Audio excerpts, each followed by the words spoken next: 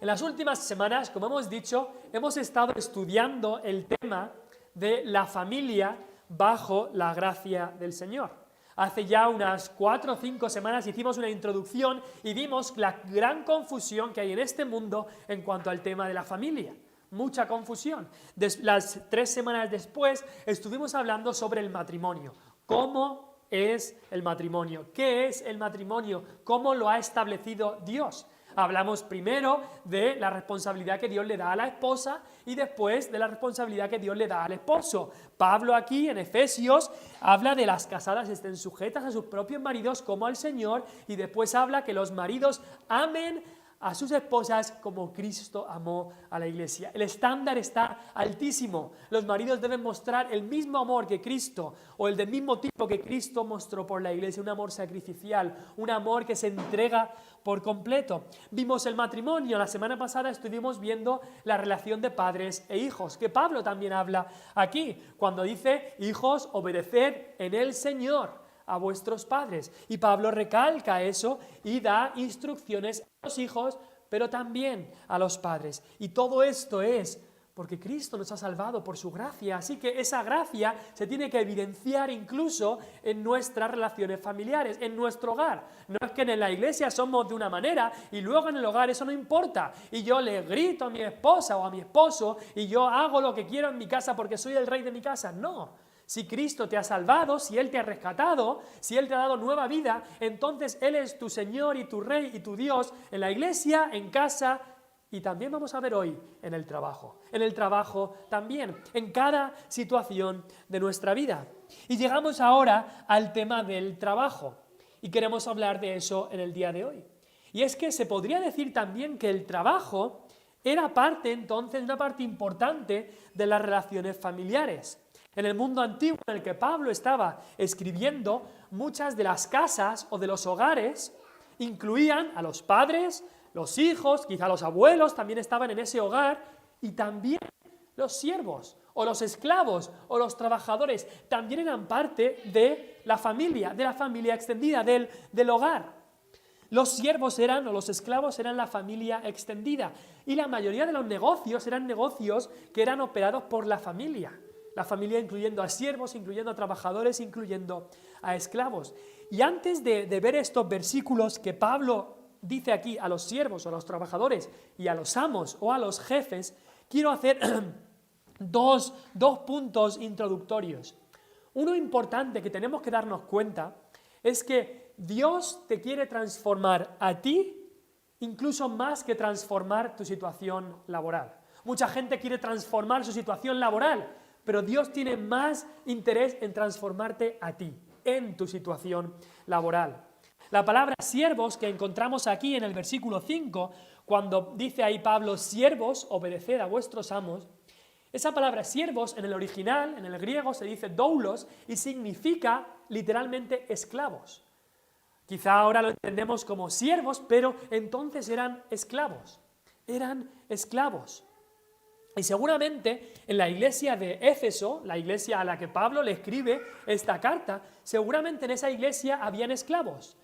Y los esclavos, si os conocéis o habéis visto algo o leído algo del mundo antiguo, los esclavos eran personas a las cuales por una razón u otra se les habían quitado la mayoría de sus derechos, la mayoría de sus libertades, no eran libres, no eran personas libres, eran esclavos, Incluso eso lo podemos ver en el versículo 9, cuando dice Pablo, versículo 8, perdón, al final dice, sea siervo, sea esclavo o libre. Tú eras o libre o esclavo. El esclavo no tenía libertades como las demás gente. Así que eras o esclavo o libre. Los esclavos eran propiedad de sus amos y tenían que trabajar sin recibir pago ninguno, solamente comida y alojamiento. Muchas veces también sus amos eran crueles y los trataban como a simples herramientas, que cuando se rompe la herramienta, la tiras. A veces se trataban a estos esclavos como animales, era muy triste. Pero aquí Pablo le está hablando a esclavos que se habían convertido a Cristo y también sus amos se habían convertido. Entonces lo que Pablo está diciendo es que tiene que cambiar la forma en que el esclavo trataba al amo y la forma en la que el amo trataba al esclavo.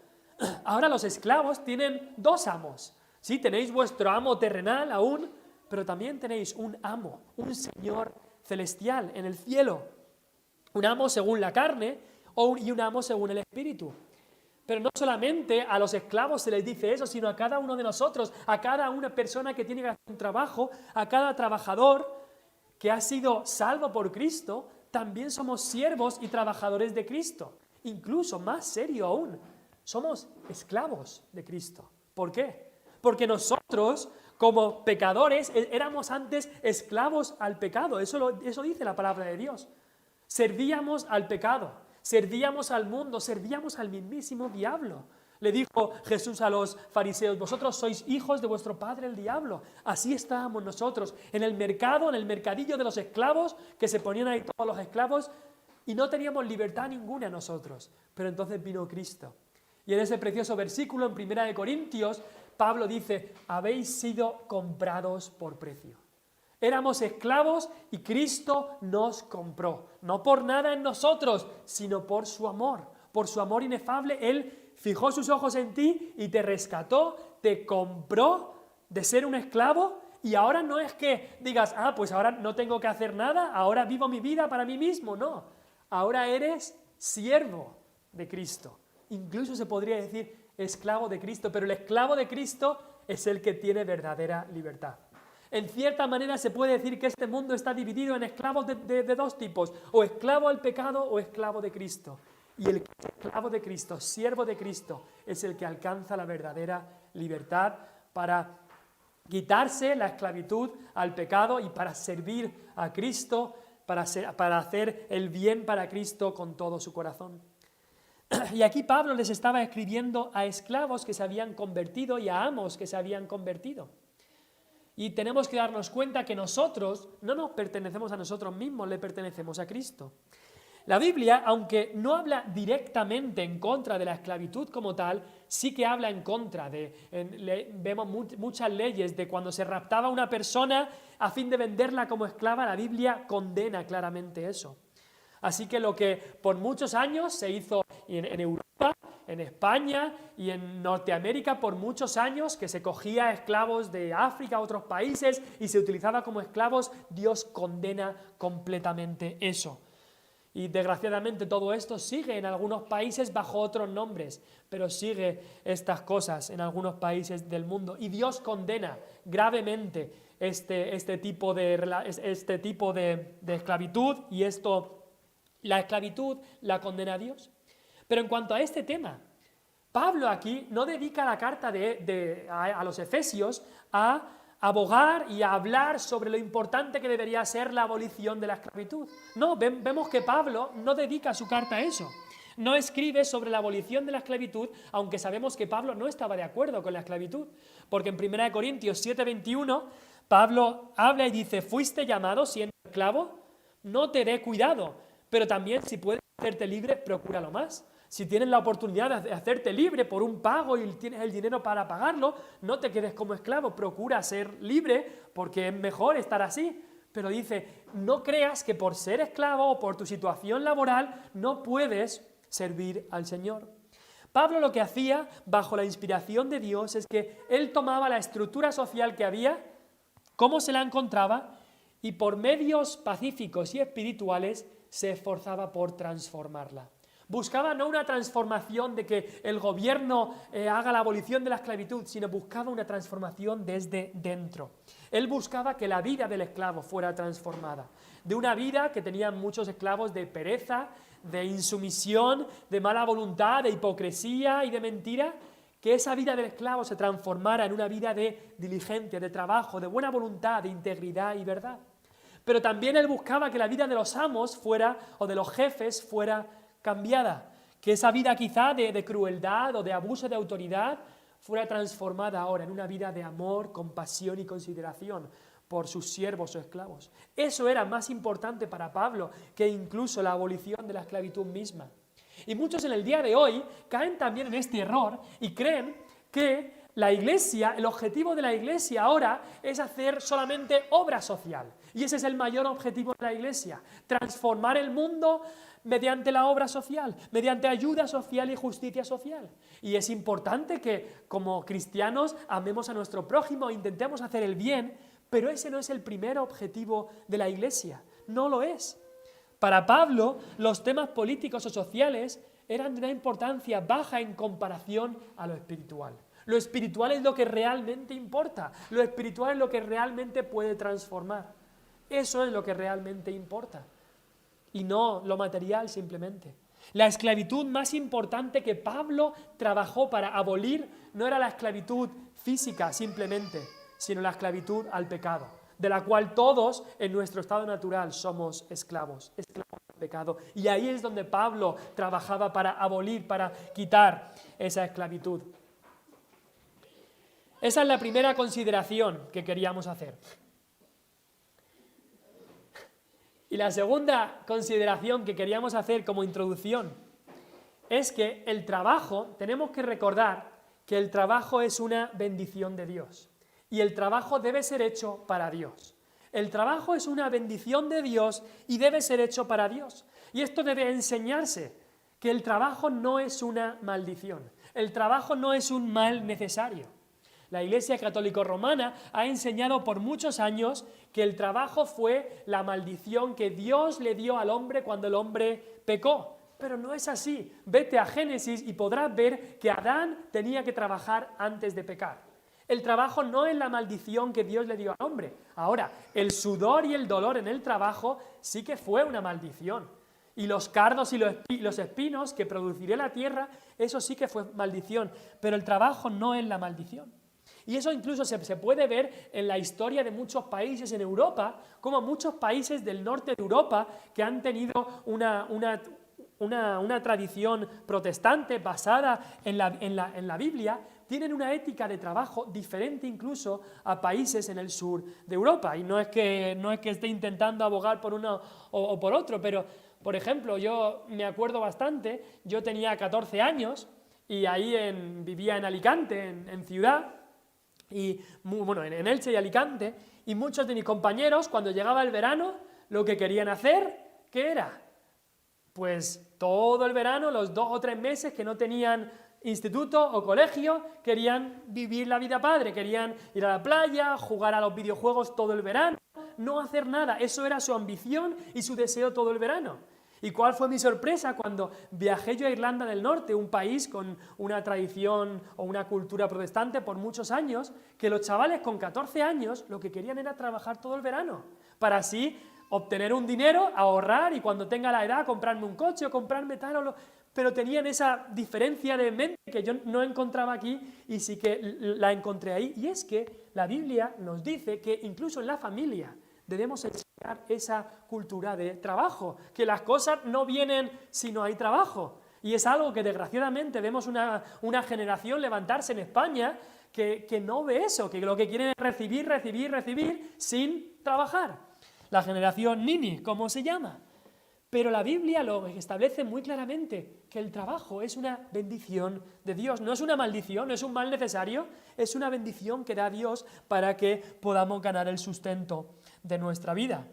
Las sociedades actuales solo vemos casi siempre problemas en cuanto al trabajo. Se habla de un trabajo digno, un trabajo que yo me merezco ese trabajo, un trabajo que haga muy poco y cobre mucho. Ese es el trabajo que todos se merecen.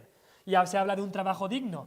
Todos hablan de derechos, pero poco de responsabilidades. La codicia y la avaricia es el gran problema de las relaciones laborales. Por un lado está el trabajador, y el trabajador pues quiere cobrar más y quiere hacer menos, quiere menos vacaciones, quiere más vacaciones, más ayudas. Los jefes, por un lado, también son igual o más codiciosos que el trabajador y quieren más productividad, más ganancias y más control. Y vemos que la codicia aumenta y aumenta. Por supuesto con excepciones, pero eso es lo que vemos muchas veces en nuestra sociedad. Pero hay otro cambio también que la Reforma Protestante trajo al mundo del trabajo. Y consistía en darse cuenta también que para Dios no hay diferencia entre trabajo sagrado y trabajo secular. Todo trabajo, dice Dios, debe ser hecho para mí. Y eso es lo que vamos a ver en el día de hoy. Y lo dice Pablo una y otra vez. Ve conmigo al texto. Dice, siervos, obedeced a vuestros amos terrenales con temor y temblor, con sencillez de vuestro corazón, como a Cristo.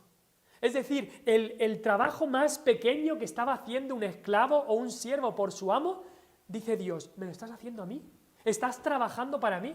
Esclavo, no tienes que pensar que tú no puedes hacer nada y que el pastor es el que trabaja para Cristo o para Dios. No, ese vaso de agua que le llevas a tu amo, esa zanja que tienes que hacer en el campo para plantar la semilla, todas esas cosas las tienes que hacer pensando que las haces para Dios. Pero no solamente lo dice una vez Pablo ahí. Versículo 5 al final dice, como a Cristo. Pero mira el versículo 6, no sirviendo al ojo como los que quieren agradar a los hombres, sino como siervos de Cristo. Otra vez lo mismo, como siervos de Cristo.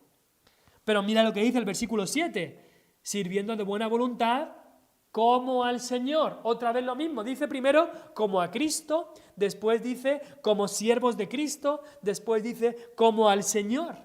Una y otra vez Pablo lo está repitiendo. Vuestro trabajo, por pequeño que sea, debéis hacerlo como para Dios. No hay ahora trabajo secular y trabajo sagrado, como existía, o la jerarquía de la Iglesia Católica Romana, decían, nosotros estamos haciendo un trabajo mucho más alto que vosotros. Y el trabajo del herrero o del panadero era algo que se veía como bajo, y el trabajo del sacerdote o del obispo era un trabajo que se veía como muy alto. Dios dice, no, cada trabajo que se hace para mí es igual de importante. Si pues coméis o bebéis, o si pues predicáis o evangelizáis, o si pues dais un folleto, todo hacedlo para la gloria de Dios, como para Dios. Y por supuesto, si ese es tu pensamiento, entonces va a cambiar la forma en la que trabajas, va a cambiar la forma en la que haces las cosas. Y es que lo que queremos enfatizar en el día de hoy es que la obra de la gracia de Dios en nuestros corazones debe ser evidente incluso en la forma que trabajas, incluso en la forma que trabajas. ¿No es eso lo que dijo Cristo? Cristo, cuando estaba en este mundo, vino a hacer una obra, vino a hacer un trabajo. Y cuando sus padres, ¿os acordáis aquella ocasión con 12 años que fueron al templo y Cristo se quedó en el templo y sus padres se fueron pensando que Cristo estaba con la compañía y después se dieron cuenta que no y volvieron al templo? ¿Y qué les dijo Cristo a sus padres? Jesús a sus padres, después de 3 días sin verlos, le dijeron, ¿qué haces aquí? Y Cristo dijo, es necesario que en los negocios de mi Padre esté. Es necesario que yo trabaje en los negocios de mi Padre. Y por supuesto, los negocios de su Padre era evangelizar y traer la salvación y las buenas nuevas a este mundo. Incluso en Juan 5:17, Cristo dijo, mi Padre hasta ahora trabaja y yo trabajo. Mi Padre hasta ahora trabaja y yo trabajo. Así que, si vamos a ser imitadores de Dios como hijos amados, eso es lo que nos decía Efesios 5, versículo 1, si vamos a ser imitadores de Dios, seguidores de Cristo, entonces estamos llamados a trabajar en la obra o tarea o empleo que Dios ponga a nuestra mano para hacer. No significa solo que el que trabaja es el que tiene un contrato, que trabaja en una empresa o para tal, no, todos tenemos que trabajar. En la edad que tengamos, todos tenemos que trabajar. Hay un trabajo para hacer para toda persona. Para toda persona. Dios te ha salvado para que seas su siervo. Y en cualquier servicio laboral que hagas, le estás sirviendo a Dios. Entonces, esas dos cosas son importantes verlas antes de empezar. Primero, que Dios quiere transformarte a ti en tu situación laboral más que transformar tu situación laboral. Y en segundo lugar, que el trabajo es una bendición de Dios y debe de ser hecho para Dios. Esas son las dos cosas primero que queremos ver. Pero ahora vayamos al texto. Vayamos al texto aquí en Efesios 6 del 5 al 9. Y Pablo primero le habla a los trabajadores, a los siervos o también en este caso a los esclavos.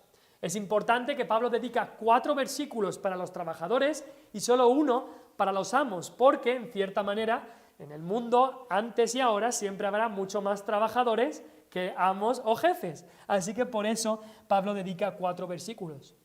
Todos tenemos que trabajar.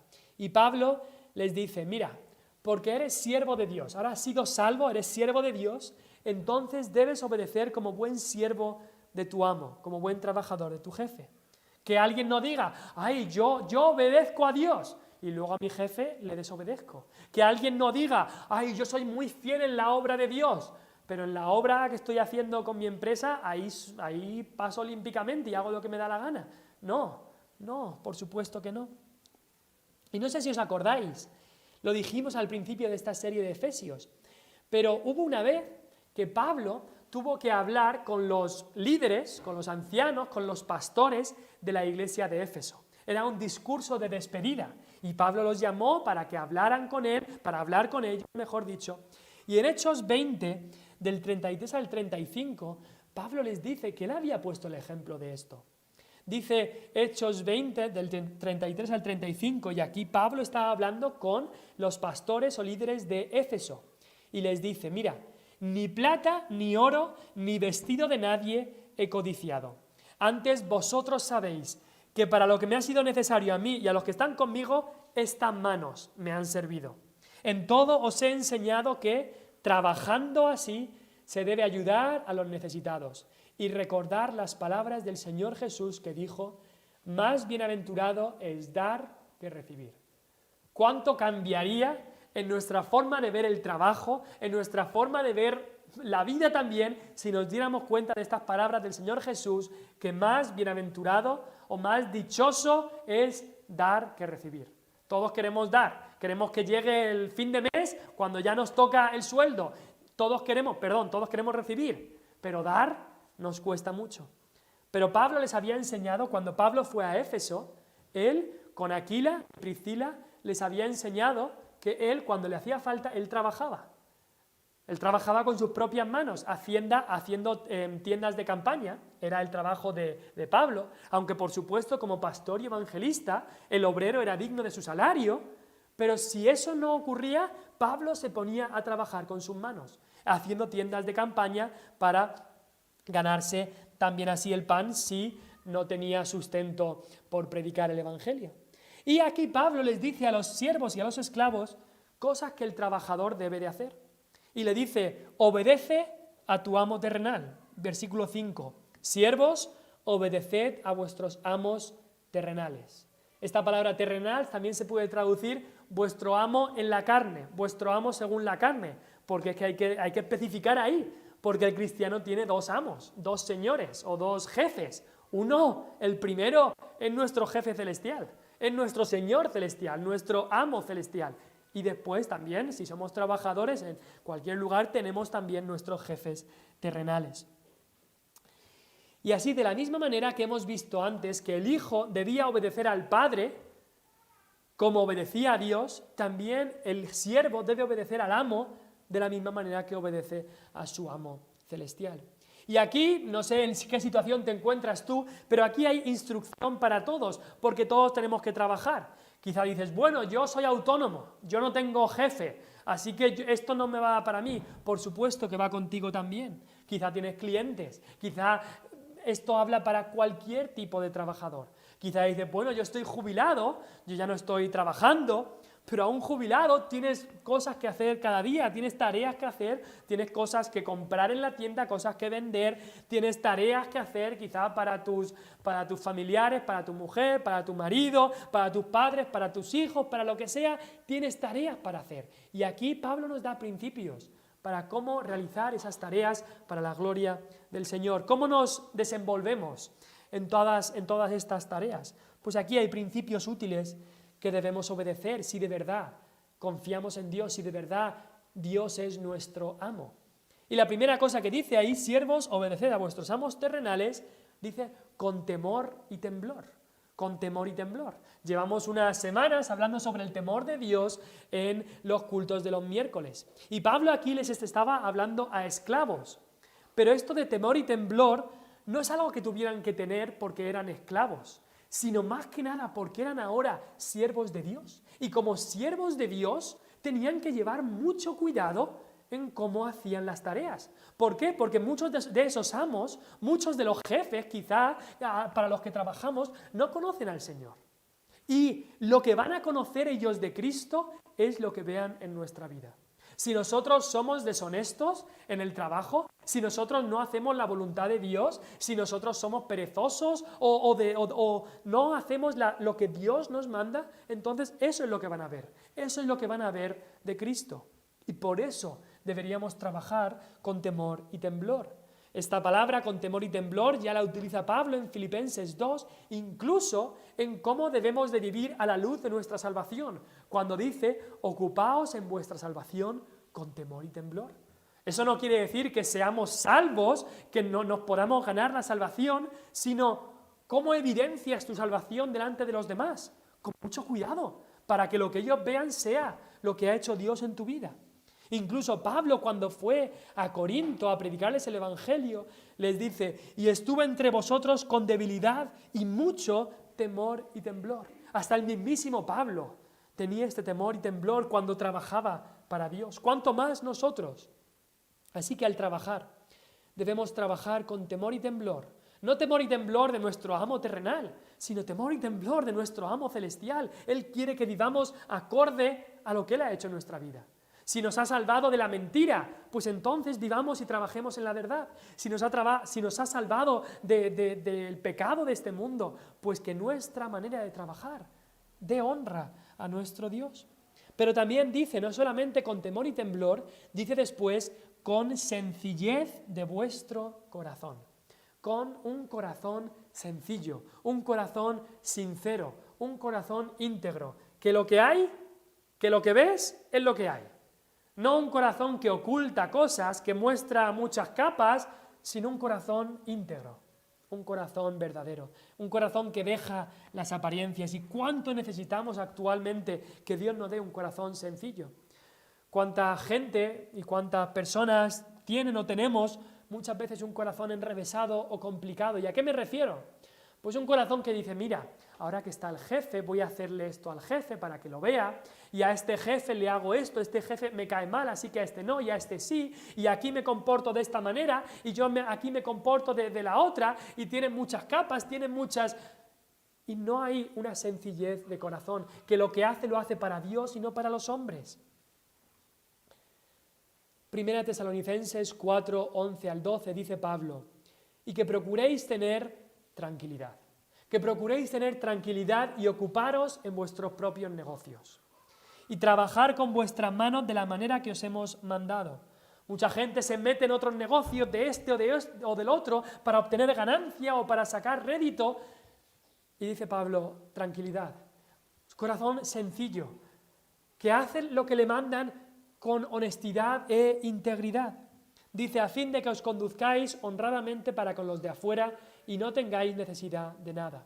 Así debemos trabajar con sencillez de nuestro corazón. Pero dice también Pablo en el versículo 6, dice, no sirviendo al ojo. ¿A qué se refiere esto de servir al ojo? ¿Qué significa lo de servir al ojo? Pues no sirviendo al ojo significa que no tenemos que hacer las cosas solo cuando nos ven. Muchas veces ocurre eso.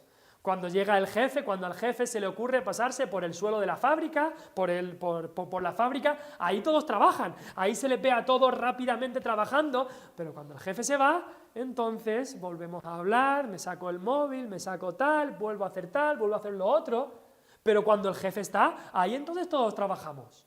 Eso no es hacer lo que dice aquí Pablo, lo que nos manda Dios. Dios nos manda que esté el jefe o no esté, nos estén viendo o no nos estén viendo. Debemos trabajar como para el Señor y no para los hombres, porque aunque no te vea el jefe, ni el director, ni el supervisor, ni el encargado, Dios siempre te está viendo. Dios está viendo cualquier movimiento que haces, cualquier cosa que te llevas de la empresa, cualquier hora que no la dedicas a trabajar, sino a otra cosa, Dios lo está viendo todo, absolutamente todo.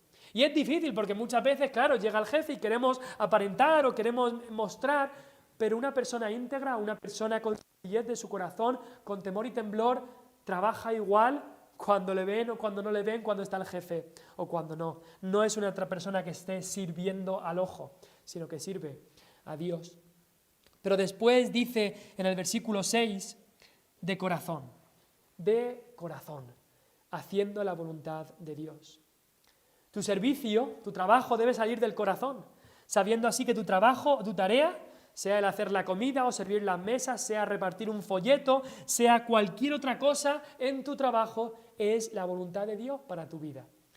No estás pensando, cuando lo haces de corazón, pensando solamente en el sueldo del mes y pensando solamente, quedan 20 días, quedan 19, quedan 18.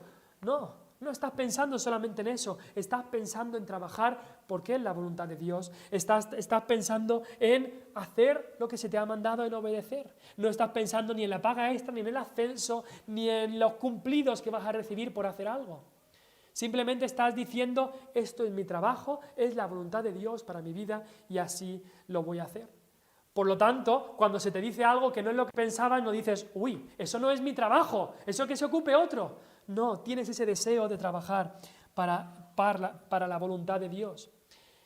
Estás pensando en trabajar y obedecer bien, aunque quizá por hacerlo tan bien no vas a cobrar más ese mes, pero quieres hacer un buen trabajo. Y al final, dice Pablo, sirviendo de buena voluntad, de buena voluntad. No hacerlo de mala voluntad. Hay mucha gente que obedece, como hablábamos de los hijos ayer, la semana pasada, que pueden obedecer, pero el corazón no está ahí, la actitud no es la correcta. También hay muchos empleados que pueden obedecer y parece que está haciendo, pero no es de buena voluntad. Y Dios quiere que sea de buena voluntad. Esto es lo que Dios nos dice que el trabajador debe hacer.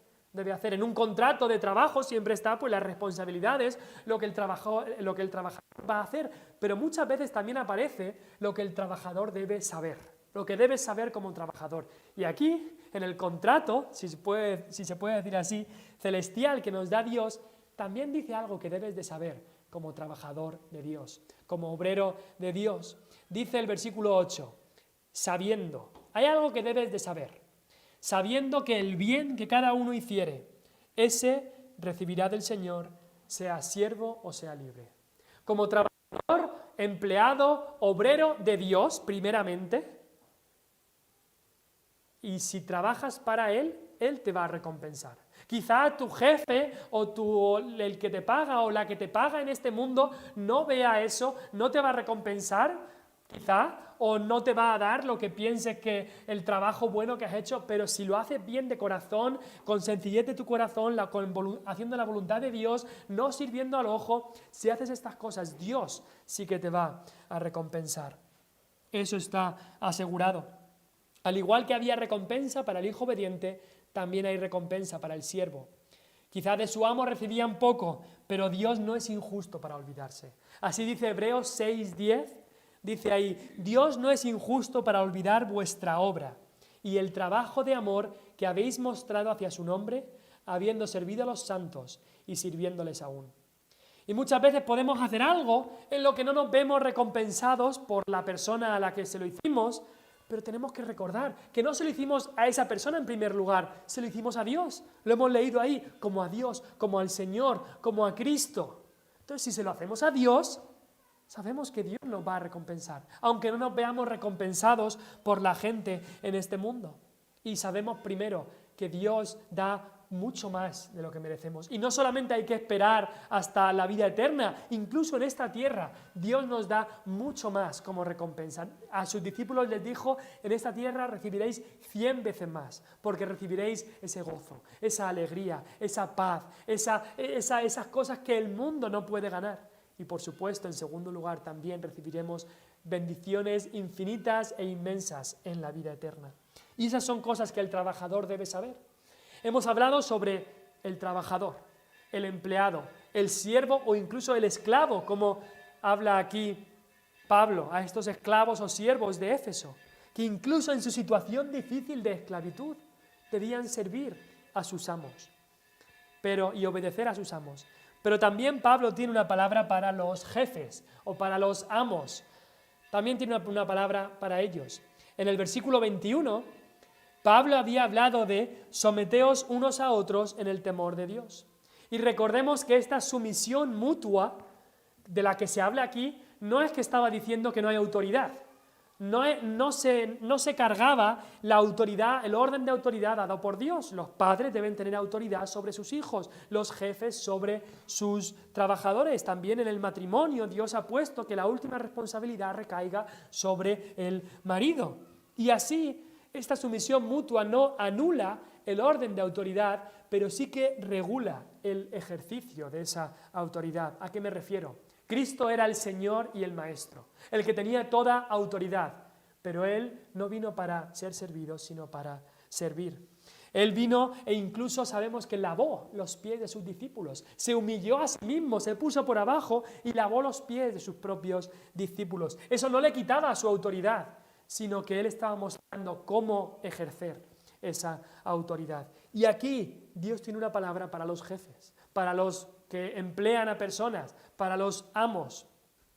Y lo que les dice es, igual que les he dicho a los padres que no provoquen a ira a sus hijos, les he dicho a los maridos que amen como Cristo amó a la iglesia, a sus esposas, así os digo a vosotros, dejad las amenazas con vuestros siervos, dejadlas. Aquí Pablo les habla cosas que los jefes deben hacer. Y es muy interesante que en el versículo 9 dice, y vosotros amos, haced con ellos lo mismo. Es decir, todas las cosas que Dios, a través de Pablo, le había dicho a los trabajadores, dice, pues los amos también, lo mismo. ¿Por qué? Porque los amos, los jefes, son pues un trabajador también, un trabajador con liderazgo, pero eres un trabajador que tiene que liderar a otros, pero también eres un trabajador. Así que todas estas cosas que hemos hablado de servir de buena voluntad, no sirviendo al ojo, todas estas cosas se aplican también a aquellos que tienen más autoridad, por supuesto, porque el jefe, a fin de cuentas, es un trabajador que lidera a otros. Pero lo que Pablo quiere decir en particular es dejar las amenazas. Es decir, que tu actitud no sea la negativa siempre, sino la positiva, como jefe o como amo. Déjate de amenazas, dice Pablo. Había muchos en ese entonces y también ahora que trabajaban diciendo, mira, a su trabajador, si no haces esto, entonces te va a pasar lo otro, te voy a echar. Incluso algunos amos a sus esclavos les dirían, si no haces esto ya, te la vas a ganar, te vas a ser azotado. O incluso muchos esclavos morían en la mano de sus amos. Así, era tan cruel, eran muchos amos. Y por eso dice Pablo aquí, dejar las amenazas. Esa no es la manera que Dios ha establecido. Y mucho más si ahora sois cristianos, si sois hijos de vuestro Padre Celestial. ¿Cómo os trata vuestro Padre Celestial? ¿Os trata con amor? ¿Cómo os trata vuestro amo celestial? ¿Os trata con amor? Pues de la misma manera vosotros tratar a vuestros trabajadores o siervos. Y la manera de dejar las amenazas también es dejando lo negativo para lo positivo. En vez de amenazar, recompensa a aquel siervo o esclavo que ha hecho las cosas bien. Y eso producirá también un deseo mayor en el siervo o esclavo de servicio. Y eso es lo que Pablo le dice al jefe que debe hacer. Pero también hay algo que el jefe debe saber. Y mira lo que dice al final del versículo 9. Otra vez, la misma palabra sabiendo, la misma palabra que hemos encontrado en el versículo 8. Hay algo que los amos deben saber. Y dice, sabiendo que el Señor de ellos y vuestro está en los cielos, y que para Él no hay acepción de personas. Lo primero que los amos debían de saber es que hay un Señor en el cielo. Hay un Señor en el cielo. Esas son las palabras que Daniel le dijo a un rey malvado. Hay un Dios en el cielo. Recuerda eso. El cielo es el que gobierna, no nosotros. Dios delega algo de autoridad a los jefes, a los gobernantes, a los padres, pero reconoce que el cielo gobierna, que el Señor de todo está arriba y no aquí. Eso hay que reconocerlo y el jefe debe saber eso.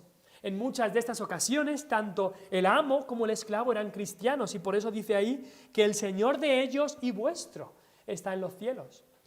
Pero incluso aunque alguno de los dos aunque el esclavo fuera inconverso, de una manera, de algún sentido, Dios es el Señor de toda carne.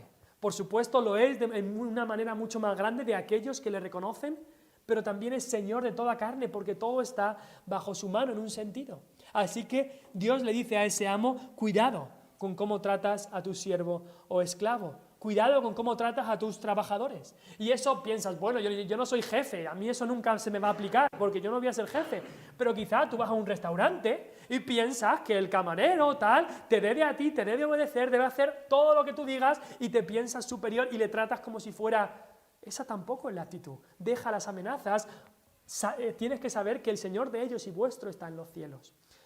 Y, por supuesto, ese principio que decía, someteos unos a otros en el temor de Dios. Y otra cosa que tiene que saber aquellos que son amos o jefes o tienen responsabilidades o autoridad, es que para Dios no hay acepción de personas.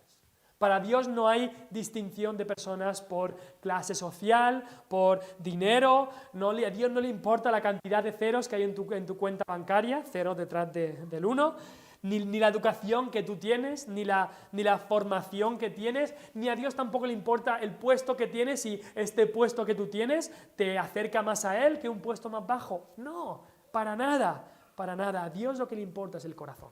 Siempre le ha importado el corazón. Así le dijo a Samuel, cuando Samuel iba a elegir un rey, le dijo, porque yo miro el corazón. Yo no miro la apariencia externa, yo miro el corazón.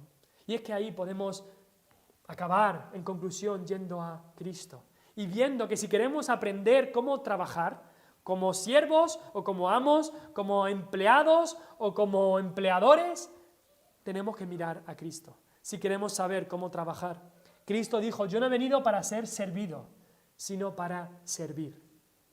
Él vino para servir. Aquel que es Señor de todo vino para servir. Y dice, y para dar mi vida en rescate por muchos. Y es al dar su vida en rescate por muchos que Cristo nos compró. Nos compró. Si tú has recibido a Cristo como tu Señor y Salvador, no te perteneces a ti mismo. Ahora has sido comprado por Cristo, así que ahora trabajas para Él. Has cambiado de dueño, has cambiado de empresa. De trabajar para el diablo, ahora trabajas para Cristo mismo. Y si trabajas para Él, todo trabajo que tengas que hacer en esta vida es para Él. Es para Él. Todo trabajo es para Cristo. Así que en eso debemos de seguirle a Él y seguir su gran ejemplo. Vamos a orar y aprendamos de Cristo, aprendamos de su palabra, cómo debemos hacer cualquier cosa en este mundo. Y si hay alguien aquí que no conoce a Cristo como su Señor y Salvador, que venga hoy a aquel que no vino para servir, que no vino para ser servido, sino para servir y para dar su vida en rescate por muchos. Vamos a orar.